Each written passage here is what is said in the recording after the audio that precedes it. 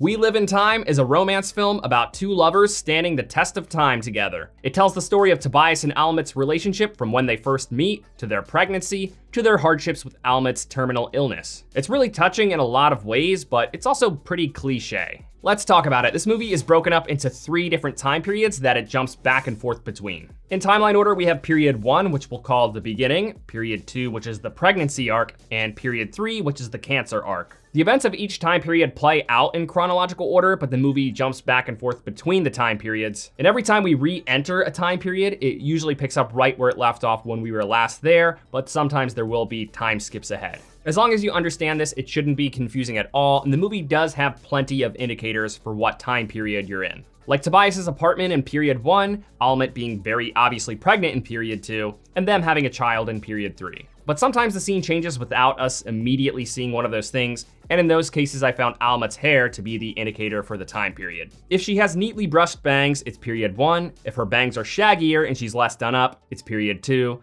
Otherwise, it's period 3, which quickly becomes the easiest to distinguish because her head is shaved. The non-linear plot structure is used as a way to uniquely tell a story about remembering to live in the present. It's about a couple that's always thinking about the future. They've got big things that they anticipate in each time period, putting a strong focus on how they're overlooking the precious moments they share as they are happening. The importance of living in the present is further intensified by the fact that Almit does end up becoming terminally ill, and the time that she has with her family becomes uncertain.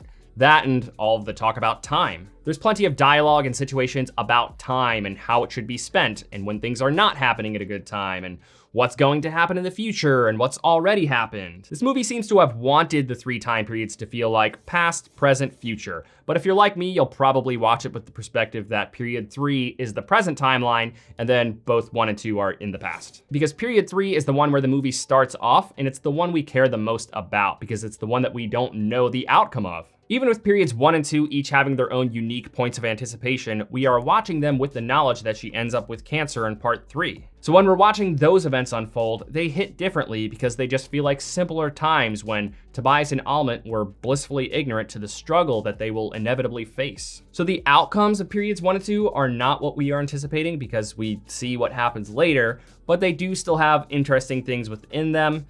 More so period 1 than period 2 though. Part 2 had the least narrative relevance. It kind of just felt like another period for us to visit, just because 2 didn't feel like quite enough. But period 1 is interesting because we see some of their initial struggles and how they relate to the future that they anticipate having with each other. It shows us where they've been and a little bit of what they've overcome to be where they are in the present. More than anything, it shows us how much personal growth they've gone through, more specifically with Almit. In part 1, she's noticeably looser and a little bit edgier, but in parts 2 and 3, she has a lot more composure, showing us that she's matured quite a bit. So there's lots of jumping back and forth between the 3 time periods, but there doesn't seem to be much rhyme or reason to the sequencing of the time jumps. The non-linear structure certainly gives us a different outlook on these 3 individual time periods, because the independence of them would probably go over the viewer's head if they were playing out in chronological order. But when we jump from one time period to another, there just doesn't seem to be any reason we jumped to that period and not the other. What I'm trying to say is there's no interesting play between the 3 time periods, which, if we're being honest, is what makes a non-linear plot interesting. Like when a character references something that happened in the past, and then we jump back to that moment in the past. Or something happens in the present that recontextualizes something that happened in the past that we then jump to.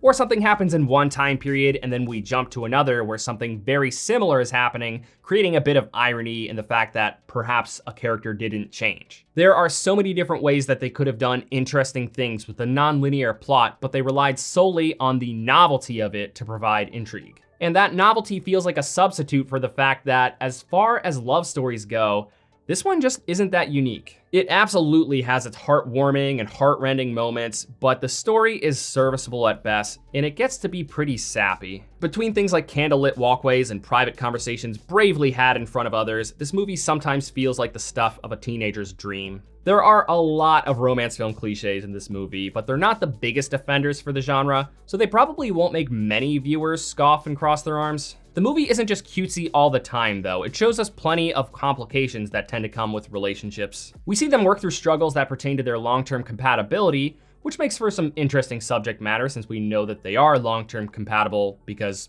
time jumps. I liked that whenever they argued, I didn't really have a person whose side that I immediately wanted to jump to, because they're both pretty guilty of some poor communication skills. They're not completely devoid of communication skills, but they are each flawed enough that the movie doesn't make you root solely for one of them. There is something to be said about the fact that we don't really ever get to see closure to their arguments. We see later that they have made up, but we don't really get to see the important part of how they make up. This movie is another good example of the power of star power, because the sheer likability of these characters is what really helps you get through all of the sap. That could also be because of the witty banter or the relatability of their relationship, but there is some enjoyment that comes from who we see on screen, and Florence Pugh and Andrew Garfield both deliver. So I was definitely left wanting a little bit more in the end. When the credits rolled, I was thinking, oh, okay, it's over. To clarify, there's nothing wrong with the ending. I just had that thought because I was expecting more, because I was really just wanting more from the movie overall. I would rate this movie at the top end of its fine, but that comes with the knowledge that it will probably still do pretty well with casual romance film viewers. But if you want a good romance film that does this same premise much better, I would definitely recommend the movie Touch. It's a great Icelandic film that also takes place in multiple time periods. We Live in Time could be a good watch if you are willing to look past its cliches, but if you are already quite familiar with the romance genre, you might find it to be a little bit cheeky. Thank you for watching this review. If it brought you any value at all, please give it a like. It really does help the channel grow. I'll see you later this week with my reviews of Conclave and Venom: The Last Dance.